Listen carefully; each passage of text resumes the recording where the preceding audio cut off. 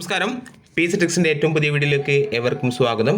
അപ്പം നമ്മൾ ചർച്ച ചെയ്യുന്നത് മലയാളത്തിലെ പ്രീവിയസ് ഇയർ ക്വസ്റ്റ്യൻസ് ആണ്. നമുക്കറിയാം മലയാളം അതുപോലെ തന്നെ ഇംഗ്ലീഷ് അതുപോലെ തന്നെ കണക്കും ഏകദേശം നടന്ന എല്ലാ പരീക്ഷകളിലെയും പ്രീവിയസ് ഇയർ ക്വസ്റ്റ്യൻ പേപ്പറുകൾ എടുത്ത് പഠിച്ചാൽ തന്നെ നമുക്ക് നല്ലൊരു മാർക്ക് സ്കോർ ചെയ്യാൻ വേണ്ടി പറ്റും.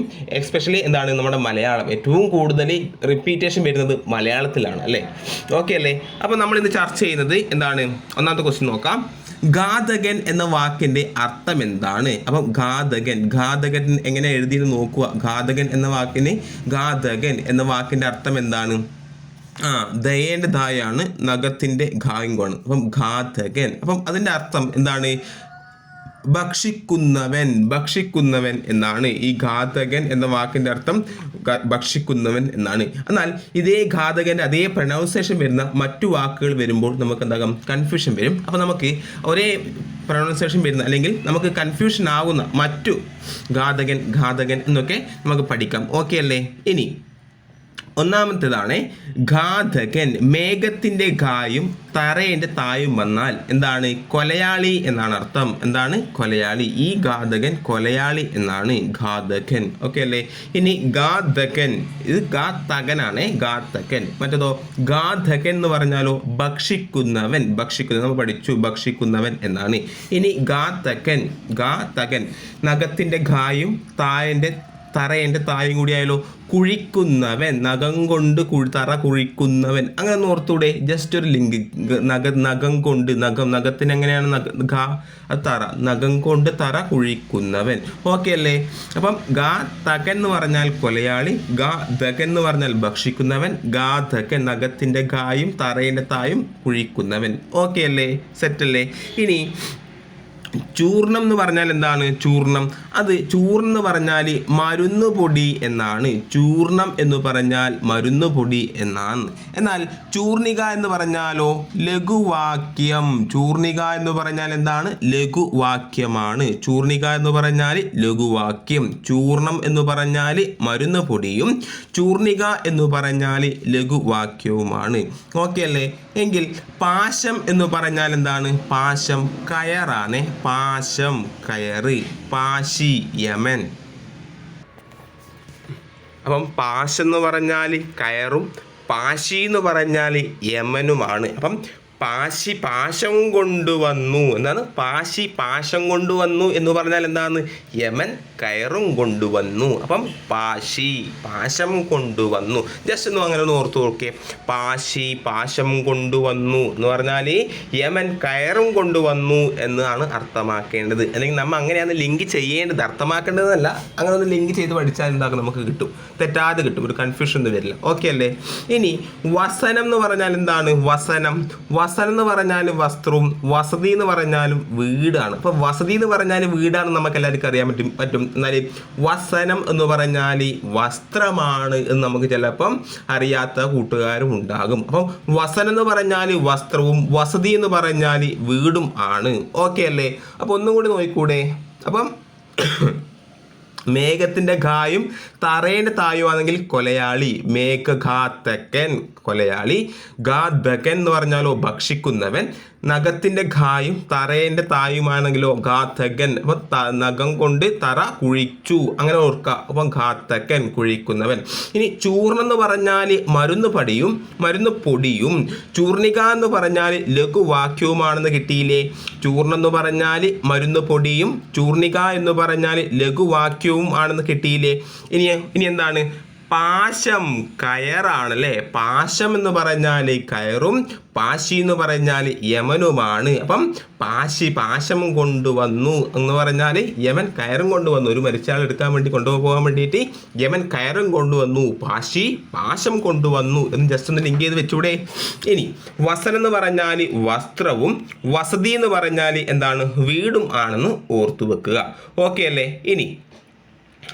ഇനി കേരള ഖാദി വില്ലേജ് ഇൻഡസ്ട്രീസിൽ 2019 ചോദിച്ച ചോദ്യമാണ്. അർത്ഥം എഴുതുക. എന്താണ് ഉടജം എന്ന പദത്തിന്റെ അർത്ഥം എന്താണ്? ഉടജം എന്ന പദത്തിന്റെ അർത്ഥം എന്താണ്? ഓപ്ഷൻ എ ഉദ്യാനമുണ്ട്, ഓപ്ഷൻ ബി ആശ്രമമുണ്ട്, ഓപ്ഷൻ സി കൊട്ടാരമുണ്ട്, ഓപ്ഷൻ ഡി മാളികയുണ്ട്. നമുക്കറിയാം ഉടജം എന്ന് പറഞ്ഞാൽ എന്താണ്? ഉടജം എന്ന് പറഞ്ഞാൽ ബി ആശ്രമം എന്നാണ് അർത്ഥം. ഉടജം എന്ന് പറഞ്ഞാൽ എന്താണ്? ആശ്രമം എന്നാണ്. ഓക്കെ അല്ലേ?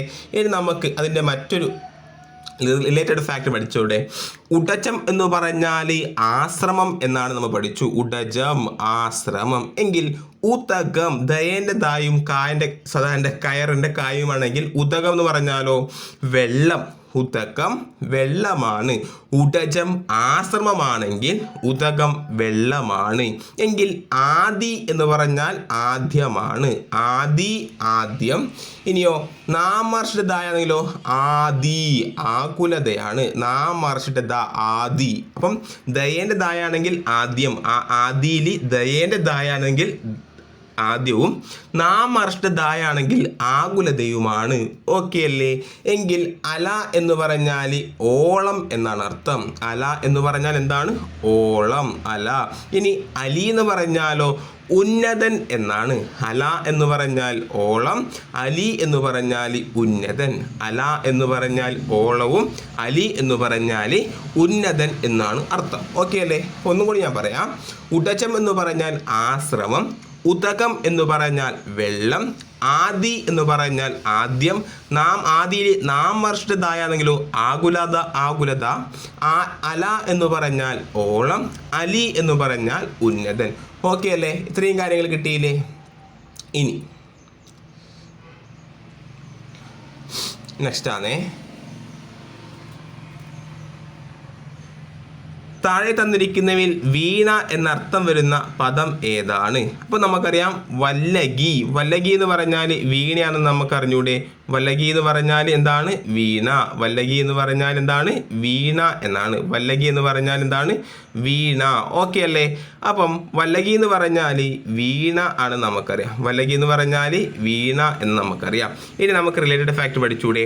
ഇനി വല്ലകി എന്ന് പറഞ്ഞാൽ വീണ എന്ന് നമുക്കറിയാം. എന്നാൽ വല്ലവി എന്ന് പറഞ്ഞാലോ?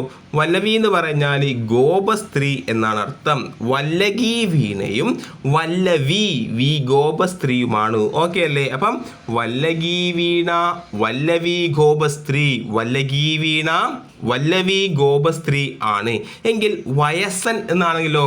2 ഇസ്സ ഉണ്ടെങ്കിൽ വൃദ്ധനായി. 2 ഇസ്സ എന്ന് പറഞ്ഞാൽ എന്താണ്?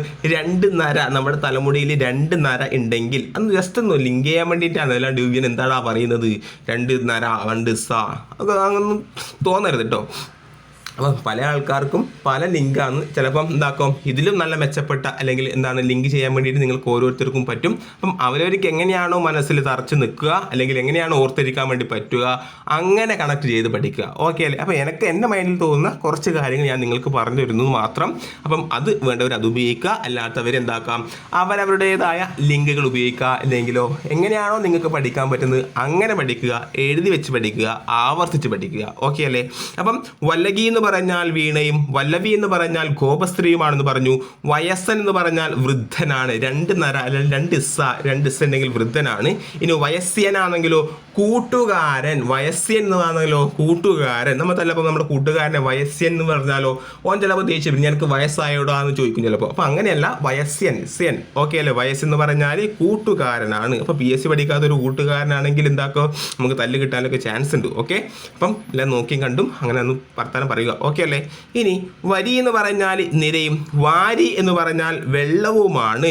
വരി എന്ന് പറഞ്ഞാൽ നിരയും, വാരി എന്ന് പറഞ്ഞാൽ വെള്ളവുമാണ്. വാരി വെള്ളം, വരി നിര, വരി നിര, വാരി വെള്ളം, വാരി വെള്ളം, വരി നിര. ഓക്കെ അല്ലേ? കിട്ടിയില്ലേ?